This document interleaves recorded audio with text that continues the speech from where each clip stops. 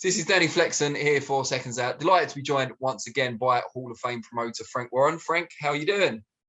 I'm doing fine, Dan. How are you, mate? I'm very good. Thank you. Looking forward to Christmas, as I'm sure a lot of people are. I am very much so. You ended on a real high note with your last show, Anthony Yarde getting revenge over Lyndon Arthur in very explosive, entertaining fashion. How impressed were you with Yarde's performance? Very. It's what I've been looking from him for his last couple of performances, his last couple of fights. Should have done that in the first fight, I think, against Lyndon. He just didn't. It was very repetitive what he was doing and wasn't using his advantage, which is his speed and his power. And he should have done that against Kovalev earlier in the fight, and he would have won that fight. I mean, I know he nearly had him out, was it in the 8th or 9th round? If he had done it earlier on in the fight, I think he would be world champion. However, lessons have been learned, and he showed what an explosive and powerful performer he is when he's dead on and he's right. And hopefully that's how it's going to continue in the future from now on. Do you think he needed that first defeat to Lyndon just to kind of learn those lessons, so he's better prepared for world level now? Look, good fighters come back from defeats. Defeat's not the end of your career. Of course, everybody wants the perfect record, but you learn from your defeats. If you don't learn from your defeats, then obviously you're not going to have a long career. And he's done that. He had 2 defeats, and he didn't seem to learn too much from the first one. I think from the Lyndon fight, he certainly has shown what he's more than capable, which I know that he's been more than capable of doing from day one. He's a very explosive fighter, as I've said, and with the limited experience that he had as an amateur, and also as a pro, the limited amount of rounds that he's had because of his power, how he knocks people over. But he's certainly matured, and I think with Tunde and certainly adding James Cook to the team has made a big difference.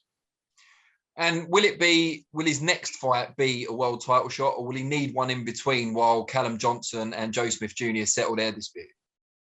Well, we'll see what happens. I think it's on the 15th of January in the States, in upstate New York. We'll see how it all pans out. But he should get a shot against the winner. But having said that, God forbid anyone get injuries or whatever, I want to keep him active, whatever happens. Now, we haven't spoken since Dillian Whyte was officially made the WBC mandatory challenger at heavyweight. Does that put to rest any hopes of Fury against Usyk undisputed being next? Look, the only way that can happen is for Anthony Joshua and Dillian Whyte to step aside. Yeah. So I doubt, who knows? Sometimes miracles do happen, especially at this time of the year. Christmas miracle. Yeah. I think, in my mind, my mindset is unless something does happen, is let's just get on with the fight. What we need to do is for the WBC to determine what the splits are if it were to go to a purse situation. And once we know where the splits are, that'll enable us to have proper and serious negotiations.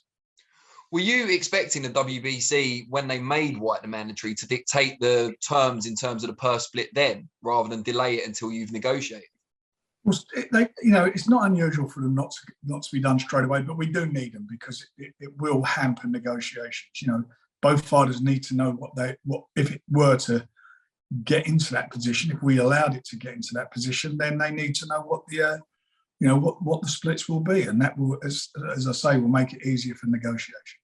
If the split was, for example, 55-45, as has been talked about, I know you're not keen on that happening. Is there any possibility that Fury vacates? That won't happen. It's impossible. But you wouldn't be too happy with that outcome, presumably. Of course I wouldn't be happy, but that won't happen. Okay. What sort of split? I mean, I know initially you said 80-20. Is that still what you're looking for, or have you kind of modified your position? Not what I'm looking for. It's what it should be. They determine it on their last purses, what they earned for their last fights, and we know what they earned because they lodge contracts for their respective fights. So it should be 80-20. Should be less than 80-20, but 80-20 we'll go with. Whereabouts would you like to see the fight take place? In the UK. But anywhere in particular that you've got in mind? Well, the problem is we're Dan, to be quite honest, we're sort of governed by the weather. Mm. So, it will fill a stadium, I'm quite sure of that. And the only stadium you can fill is Cardiff. because it's the only one that's got a roof on at this time of year, or March, that you can go to. I mean, you could be putting this on sale in a football stadium in March. First of all, there's football on; they've got their pitches to consider, and secondly, the weather's not great in March. This would be your biggest fight outdoors in some time in the UK. How excited are you at the prospects? I know it's not necessarily your first choice for Tyson's next fight, but you've got to be excited about, a huge packed out stadium, outdoors in the spring. Of course we are. I'm excited about, Tyson coming back to the UK. He's never defended his title in the UK. So that's what I personally would like to see. And I'm excited about, about the British fans seeing his homecoming, seeing him here, seeing him over here. And I think that, everybody seems to think that Dillian has got a massive chance against him. So that's great. That turns it into being a very, very highly anticipated fight. Do you have to change your the way you talk about the fight once it's signed and sealed? Because you've been quite open in the past thinking, Dillian's a good fighter, but there's no way he beats Tyson. But then you've got to sell it as a fight. So are you going to have to modify that a little bit? No, I just think Tyson Fury's far superior than him. And I think he will beat him. I mean, what am I going to say? I'm not, it's ridiculous for me to say any different. I wouldn't change my opinion. Listen, I've been wrong I've been wrong in the past, and I'm sure Dillian Whyte will be looking to prove that I'm wrong. But I just don't see, unless he gets extremely lucky with a big punch, I don't see him outboxing Tyson. I don't see him stopping Tyson. I think it'd be the other way around. Now, if Anthony Joshua Usyk go again around the same time as Fury and Whyte, could you see an undisputed fight next year? I would hope so. I mean, that's what we're all working towards happening for Tyson and Usyk's next fight. I would hope that happen, and I hope, fingers crossed, that AJ beats Usyk. I think it's a tough fight for him, but that's what I'd like to see, because I'd like to see the two Brits in there slugging it out. What do you feel would be the easier fight to make, though? Fury against Usyk or Fury against Joshua? Well, Fury against Usyk, you're making a heartbeat. Yeah, they're sensible people. Joshua, well, we've been down that road a million times. But anyway, let's first of all, the first one we've got to do is make Dillian Whyte, if that's what it's going to be. That's before we even start. Now, while you, and I've asked you about this before, while you don't believe Dillian's got a great chance in the fight, do you believe he deserves this shot? And I know he's turned down chances before, and we've talked about that, but do you feel at this stage he deserves a chance now? Well, if he's in that position, then he's in the position.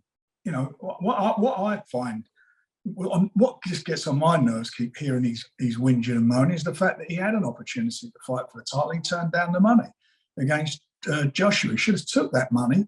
And if he felt he had the beating of AJ, beat him, then he goes on and makes big money. Simple as that. But he chose not to do that. Was it 4 or 5 million he turned down? That's huge money. But he turned it down. That's his choice. And then he complained that he was sitting, was it 3 years or whether it's been sitting on the sidelines? Well, his promoter at the time had a guy holding 3 of the belts. So, what do you do? That's where it's Tyson.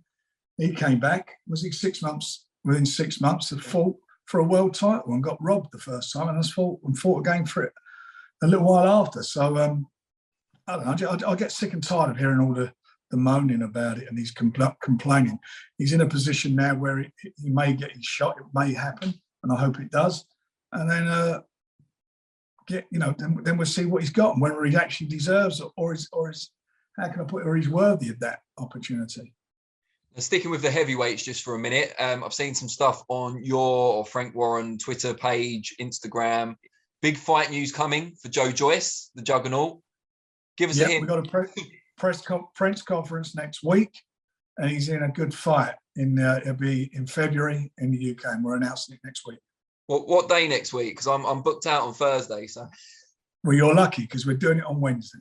Get in. All right, I will be there. But I know that the only reason it's on Wednesday because they checked your diary first. Yeah, that's what I heard. Just changing tack slightly to the welterweight division. What did you make of Conor Benn's performance at the weekend against Chris Algieri? Yeah, he did what he had to do, didn't he? Went out, it was a very good finish. Yeah, he did what he had to do. fight our man next. Well, yeah, that's what I was going to ask you about. David Avanesian, obviously European champion. They're keen for it. I don't know if you saw my interview with Neil Marsh yesterday. They want to make it next. Well, listen, Neil want it. We want it. And if you remember rightly, correct me if I'm wrong, didn't Eddie Hearn say one more fight, then we're ready for it? Well, he's had the fight, so let's get it on. I don't care. We'll promote it or they can promote it. Do you know what? Let's just put a couple of this Matchroom and ourselves, sit down, put 2 sealed envelopes in. Whoever wins it puts it on. Could arm wrestle for it. Or arm wrestle for it.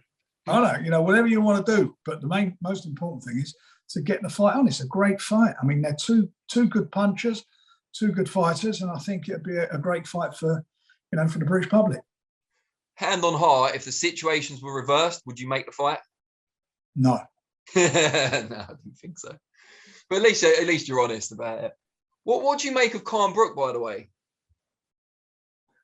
Look, it's a good fight. People are buying into it, and the Sky marketing machine will do a job on it and whatever. But I think their combined age is my age now, and I just it's a fight that's about 5 or 6 years past its best sell-by date. That's what it is. But good luck to them. They can go earn a few quid. I'm not knocking them for doing that. People buy into it.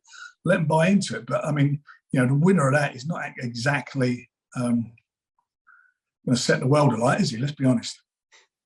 Now, before we round off, Eddie Hearn, your old pal, sparring partner, has been in a war of words recently with Leonard Ellerbe, who's obviously linked with Floyd Mayweather over the years, and now with Tank Davis. If it came to it and they threw down, to use the modern parlance, who would your money be on? Well, I keep reading everybody wants to slap him. I mean, there's about 4 or 5 people, and I can't think of There's a queue, yeah. There is a queue. It probably reminds me of that old scene in Airplane? Leslie Nielsen. Yeah. That's what it'll be like, wouldn't it? We could do a remake of that. He could be sitting on the seat, and that queue of people want to slap him, could slap him. Good. I'll forward that. I'll tell you, who would I have my money on? I'd have my money on Leonard. Fair enough. All right, Frank, really appreciate it, as always. And I'm glad to see you doing well. Merry Christmas, of course. Merry Christmas to you and all your viewers. And I look forward to seeing you next Wednesday. Good stuff.